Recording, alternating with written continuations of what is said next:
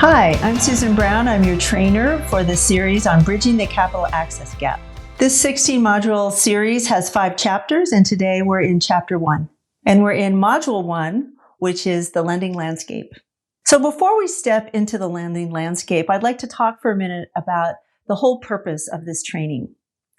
And this training was designed to help business development organizations like yours understand the products that lenders offer to small businesses and to help you prepare small businesses to better succeed at accessing capital. There's different types of lenders, and we want to show you the array of lenders and some of the products that they offer. And most importantly, we want to give you knowledge and skills so that you can help people who are normally left out of the financing arena to have better access to capital. This series will help you get more information to either enhance your existing services or create new services.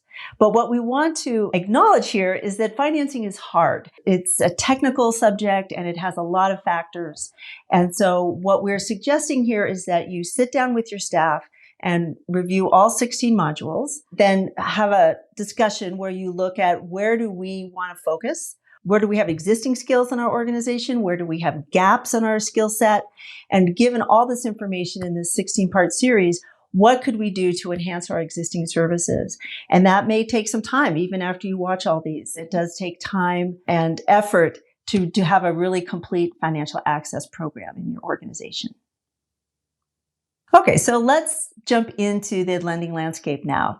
And what we're going to cover in this module is we're going to spend a little time talking about some inequality that exists in the financing sector. And then I'm going to go over all these different lenders that you see listed there. I also want to point out that there's a much more in-depth report that's part of this module that I strongly recommend you download and read and get all the details that are available in that very excellent report to orient you towards the entire lending landscape in detail. So what inspired this training? Well, it partly was inspired because there is inequality in access to capital in our country. And even though entrepreneurship is an opportunity for improving oneself, improving one's circumstances in our country, it doesn't mean that it's the same landscape for everybody when they step into that arena. And we have a pre-existing landscape of wealth, income, credit, and asset inequality that is an important difference in how business ownership and capital access works. And it impacts the outcomes different individuals achieve as they start businesses. So we want to spend a little time looking at disparities in net worth, one critical factor in inequality. And this information comes from the National Community Reinvestment Coalition and the Federal Reserve. So you see the title of this slide is Median Net Worth by Race in 2019. Net worth is another word for wealth. And the way you calculate net worth is you take everything you own, the value of everything you own, your house, your car, your savings accounts, and you subtract any outstanding debt that you have, and that is your net worth. Another word for it is equity. And what you see on this slide is that these are the average or median net worth by race in our country in 2019. White families had a net worth of about $190,000. Black families about $25,000. Hispanic families $40,000, and mixed race families about $75,000. Now, I don't know about you, but this is a bit of a heartbreaking slide to look at and to see how much inequality there is in our country. And what you need to understand is that the people in the first column, when they walk into a bank, are going to be received and assessed quite differently than those in the other columns. And part of what we're trying to do with this curriculum is even that up to help the folks that have these generational inequalities have a better shot at accessing capital. So the reason this inequality in wealth is so important when we're talking about accessing capital is that most business owners start and grow their businesses for the first several years based on personal credit and resources. So that when you're walking in the door with much less than somebody else, it's going to be much harder to start a business and access capital. So as you see in the slide that in 2020, 88% of firms use their owner's credit score to start the business. For firms of $100,000 in debt, a majority use the personal financial resources as collateral, which means if you own a house or you have big trucks that are paid off or something like that, you're going to be much better positioned to back a loan and be supported by a bank.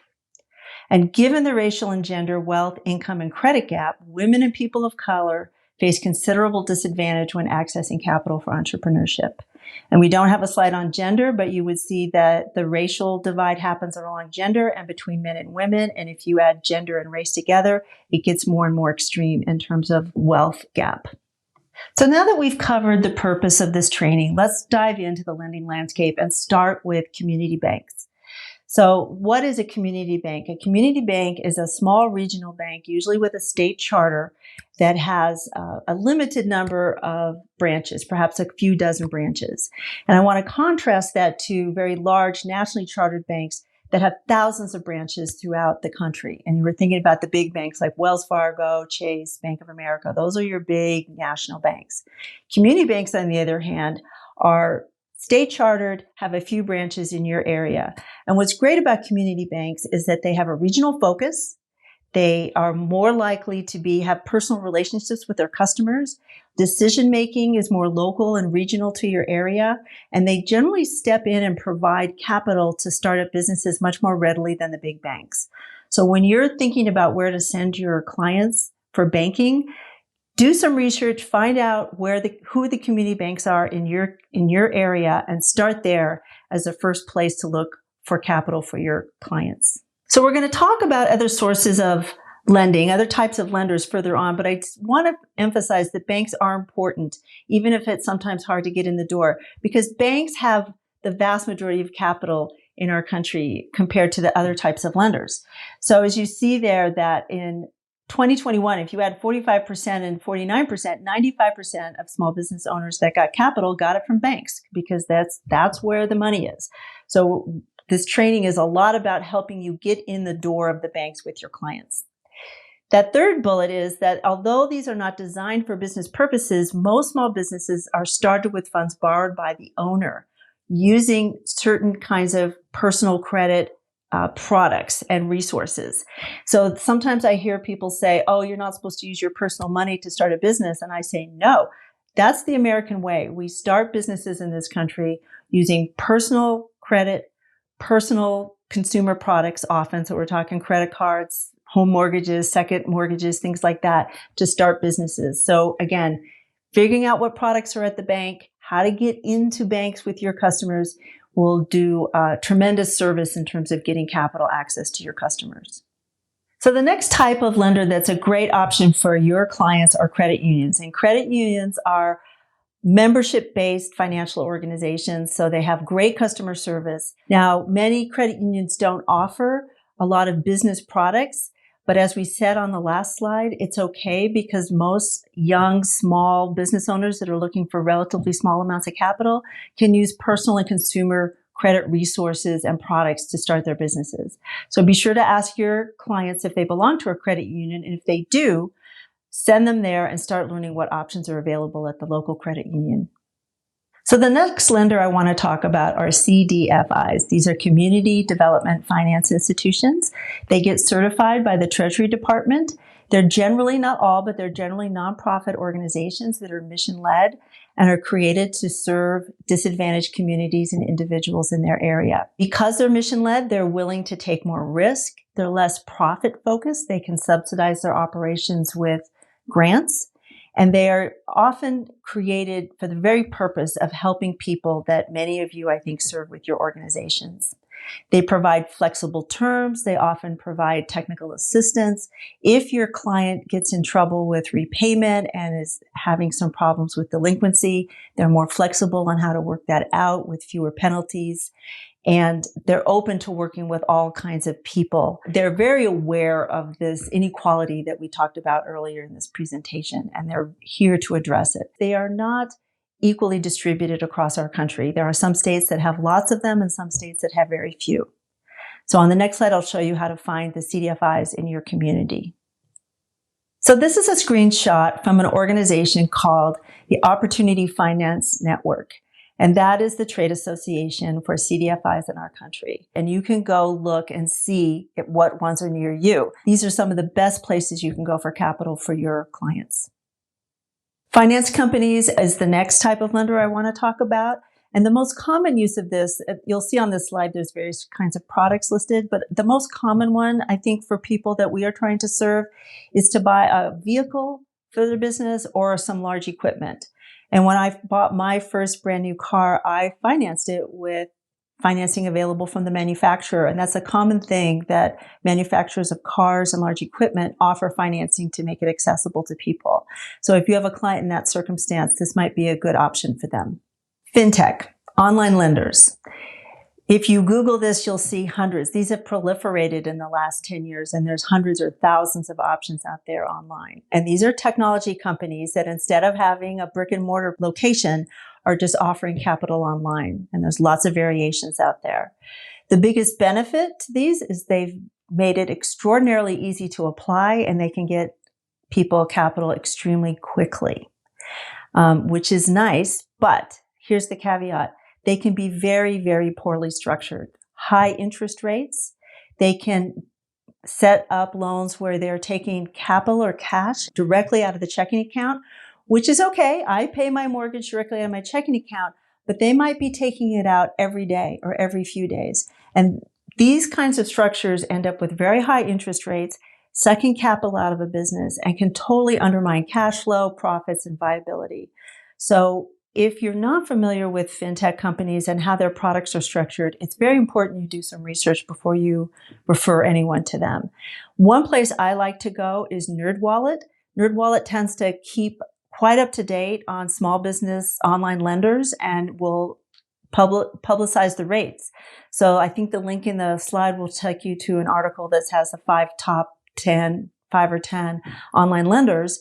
But you'll be surprised when they say the best online lenders, one of them will have interest rates of up to 99%, which really knocks your socks off. So if this is an area that's new to you, definitely do research before referring anyone there. The other thing I want to point out in the bubble there on this slide, there's an amazing article, a research paper done by Axiom Opportunity Fund called Unaffordable and Unsustainable. They saw hundreds of their clients coming in the door with these merchant cash advance loans that were wiping out their cash flow. And they did a study on it and really spelled out how detrimental these loans are. So please read that, do your online research, and work with clients that have unfortunately fallen into the trap of some of these online lenders to help get them out. Sometimes these can be refinanced, but you'll see in that Axiom Opportunity Fund report, sometimes people get in so deep they're beyond refinancing. So this is a really important area to get more information on and know how to direct clients about.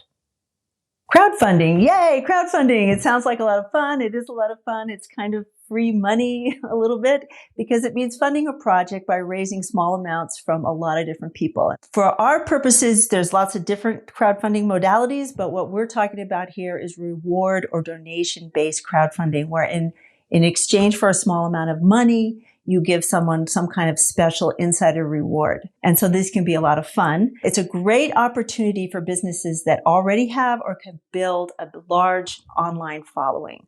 I worked with a guy who was a beer master. I think that's what you call it. He worked for a microbrew and had a following because people loved his beer. They loved his formulas. And he wanted to go out and start his own microbrew and be an independent and be the head cheese at his own place. And he had hundreds of people that were willing to follow him to his new business. And I told him, you are a candidate for crowdfunding because you already have a following. So if you've got somebody who's really engaged on that level, crowdfunding might be an option. And again, the only downside about this is crowdfunding is deceptively time consuming. You have to spend time planning a campaign, and then it takes several months usually to implement the campaign and reach your financial goals. So if you want to do this with clients, get educated yourself on what it really takes to have a successful crowdfunding campaign, and then create some kind of process to help lead your clients through it. The Small Business Administration offers loans. Now, just so you know, the Small Business Administration, for the most part, doesn't directly do loans. It works through intermediaries. And it has 3 main loan products for businesses. Microloans up to $50,000. The Community Advantage 7A loans are often done by CDFIs and banks. And depending on which institution, up to $250,000 or $5 million. And then that bottom bullet refers to 504 programs, which are usually very large commercial real estate projects. You can go to the SBA website and look for the intermediaries doing these loans in your area. When I was teaching the small business development course, everybody in there wanted to find an angel investor. And I know it's exciting and it seems very promising. The clients we are working with aren't probably great candidates for venture capital. The vast majority of venture capital in this country is investing in equity. And what that means is venture capitalists buy some ownership in the business as opposed to lend money to the business. And the businesses, you've seen that second bullet there, that businesses with extremely high growth potential are usually the ones that receive equity financing from venture capital firms. So we're talking tech startups and things like that. So the most likely venture capital our clients are going to get are from friends and family and loved ones. So this is a conversation to have with your clients about what the opportunities are there and maybe bring them down to ground about what the realities are about equity venture capital. So this slide and the next slide provide a nice recap of all the lenders and the lending landscape that we've talked about. You can find this recap in the bigger report that I referred to at the beginning. And it's a tool you can use with your staff or clients if you want a nice shorthanded way of discussing the options with everyone.